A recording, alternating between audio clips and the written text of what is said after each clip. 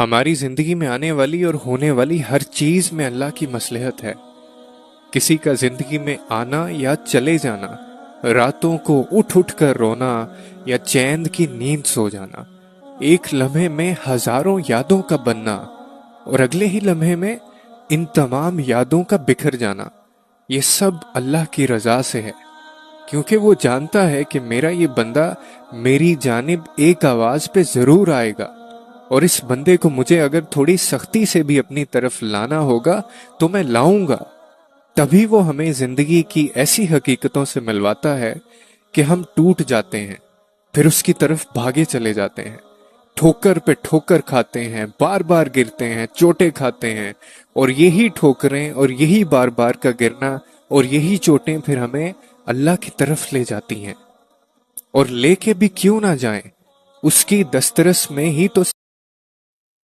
پتہ ہے، ہم میں سے جب کسی انسان کا دل ٹوٹتا ہے یا وہ توڑا جاتا ہے تو ہم خدا سے بھی شکوے شکایت شروع کر دیتے ہیں، یہ بھول جاتے ہیں کہ وہ تو اس دل کو جوڑنے والا ہے، وہ ٹوٹے دلوں کا مالک ہے، اور بے شک تم کتنی ہی تکلیف میں کیوں نہ ہو، جب تمہیں لگنے لگے کہ ہر راستہ اور ہر دروازہ بند ہو چکا ہے یا بند کر دیا گیا ہے، جب ٹوٹی ذات کے ساتھ سانس لینا بھی محال ہو جائے، اگر تمہارا دل کرچی کرچی ہو گیا ہے اور تمہاری روح پتا پتا بکھر گئی ہے، آخر میں وہ سب جوڑ دے گا، اور ایسے جوڑ دے گا جیسے کچھ ٹوٹا ہی نہیں۔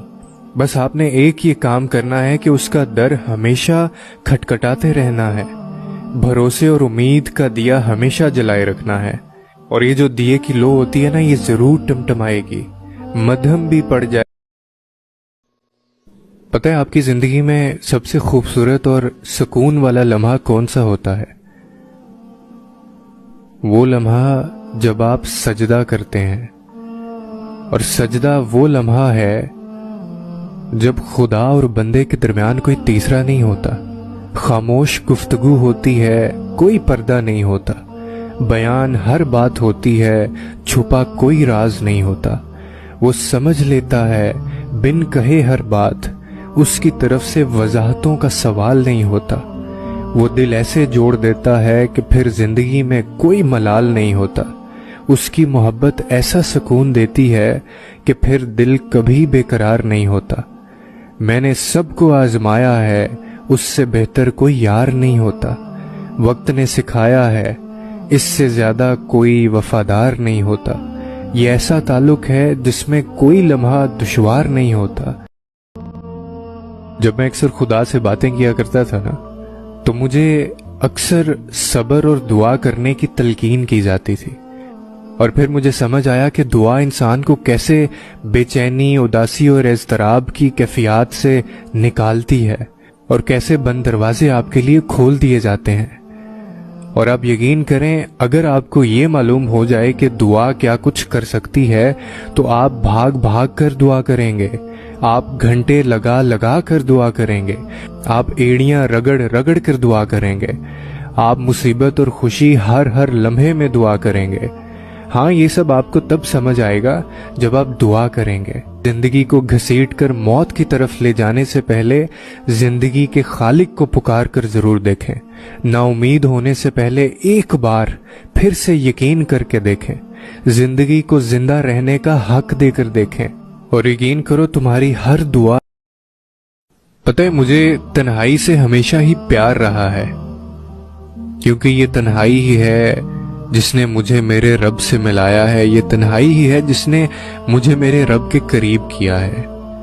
اور پتہ ہے، تنہائی انسان کی وجود کا وہ حصہ ہوتی ہے جو آخری سانس تک پیچھا نہیں چھوڑتی۔ کہنے والے خوب کہتے ہیں، تنہائی خدا سے ملنے کا موقع دیتی ہے، مگر کہنے والوں کو کیا خبر کہ کتنی تکلیف دیتی ہے، اور کتنی تکلیف کے بعد انسان اس مقام تک پہنچتا ہے جب دنیا پاس سے گزرتی ہے مگر دل ہر رونق سے خالی ہوتا ہے، جب نہ سورج کا نکلنا معنی رکھتا ہو اور نہ چاند کا آنا، جب نہ کوئی دوست رہتا ہے نہ کوئی خیر خواہ، تب ایسا لگتا ہے جیسے خاموشی لفظوں سے کہیں زیادہ بہتر ہے، کیونکہ تب درد اتنا گہرا ہوتا ہے کہ کہ لفظ بھی اس کے سامنے فضول لگ۔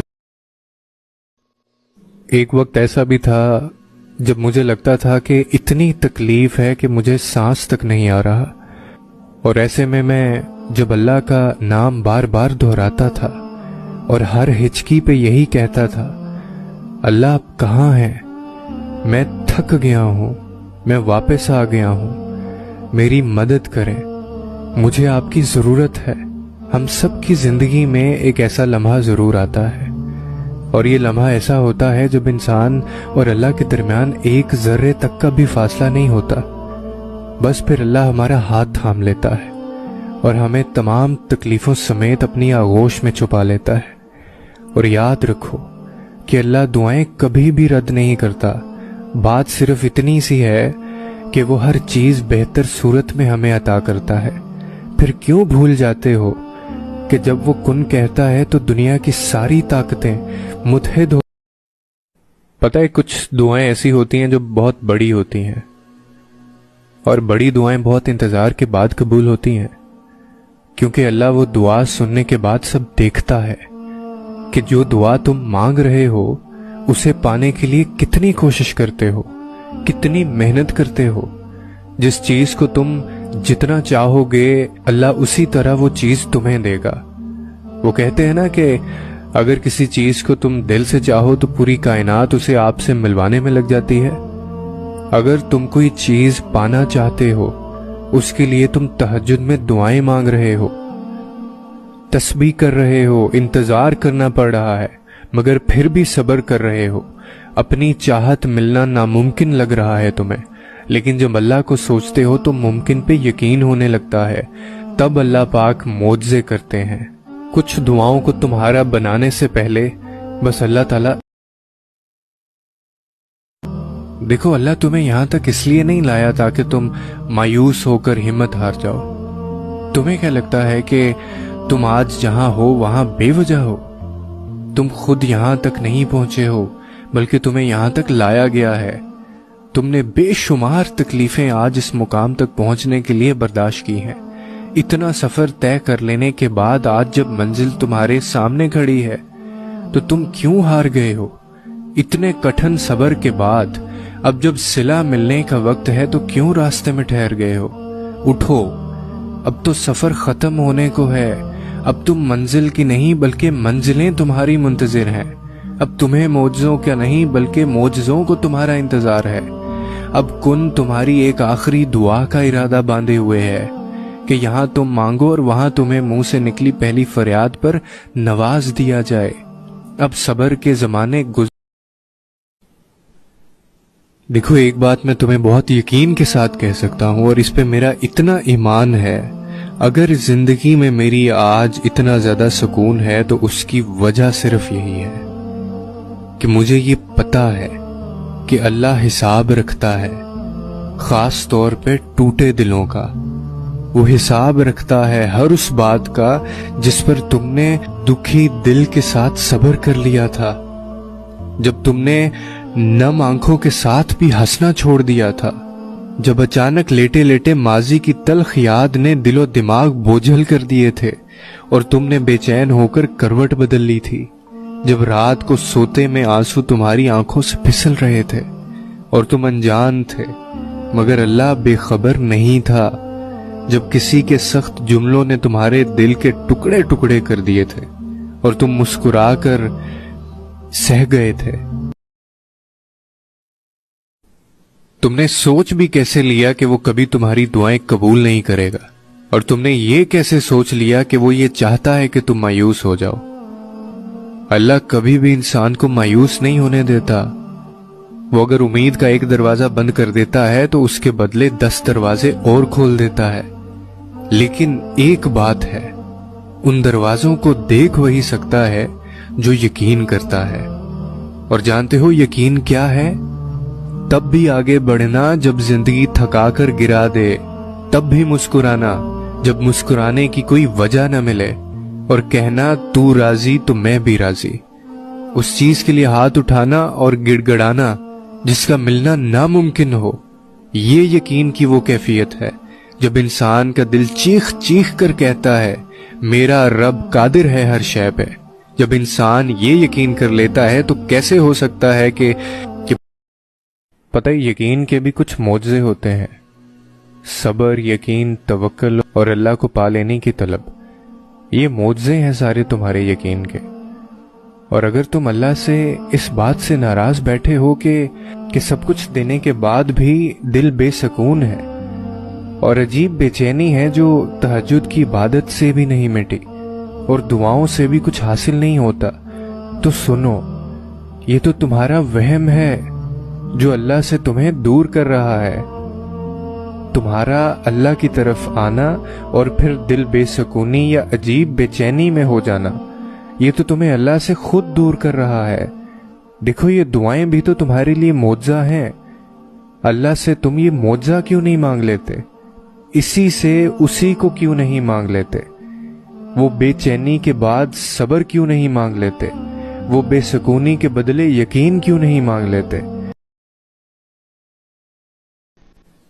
دیکھو، یہ جو سجدہ ہوتا ہے نا، یہ بڑی مزے کی چیز ہوتی ہے اور یہ کرتے رہنا چاہیے۔ سجدہ بندگی ہے، سجدہ عقیدت ہے، سجدہ یقین ہے، سجدہ ہدایت ہے۔ سجدے کے بغیر محبت کا کوئی وجود نہیں۔ اگر سجدہ نہ ہوتا تو نہ جانے ہم اب تک زندہ بھی رہ پاتے یا نہیں۔ چھوٹی سی پریشانی آتی ہے اور ہم سجدے میں گر جاتے ہیں، کیونکہ دل جانتا ہے کہ وہی ایسی جگہ ہے جہاں سننے والا جذبات کا مذاق نہیں اڑائے گا، وہی واحد جگہ ہے جہاں سے سکون ملے گا۔ سجدہ تو محبوب سے ملاقات کا ذریعہ ہے، اور اس محبوب کی محبت کا کیا مقابلہ جو دن میں 5 دفعہ اپنی محبت کی طرف بلاتا ہو۔ اب اگر پھر بھی تم اس کی محبت کی جانب نہیں بڑھتے تو یہ تمہاری بد نصیبی ہے۔ چاہ والوں کو ہی اس کی چاہت نصیب ہوتی ہے۔ جانتے ہو وہ کون سی دعائیں ہیں جو اگر آپ اللہ سے کریں تو وہ آپ کے حق میں بہتر ہوتی ہیں اور آپ کے حق میں پہلے پوری ہوتی ہیں؟ اپنے لیے تو دعائیں سبھی مانگتے ہیں، دل و جان سے مانگتے ہیں، مگر کبھی کسی اور کے لیے ایسے دعا مانگی ہے؟ سجدوں میں رو کر، راتوں کو اٹھ کر، سوتے جاگتے ان کی سلامتی کے لیے؟ ہر پل دل سے نکلنے والی اپنی ہر دعا میں کسی کو کبھی تم نے رکھا ہے؟ پھر وہ ہمارے ساتھ چاہے کتنا ہی برا کر لیں مگر وہ دعاؤں میں ہمیشہ رہتے ہیں، سجدوں میں گرتے آنسوؤں میں۔ اگر نہیں تو کوئی بات نہیں، اور اگر ہاں تو اس شخص جیسا خوش قسمت کوئی نہیں جو آپ کی دعاؤں کا مرکز ہے، پھر چاہے وہ کوئی بھی ہو۔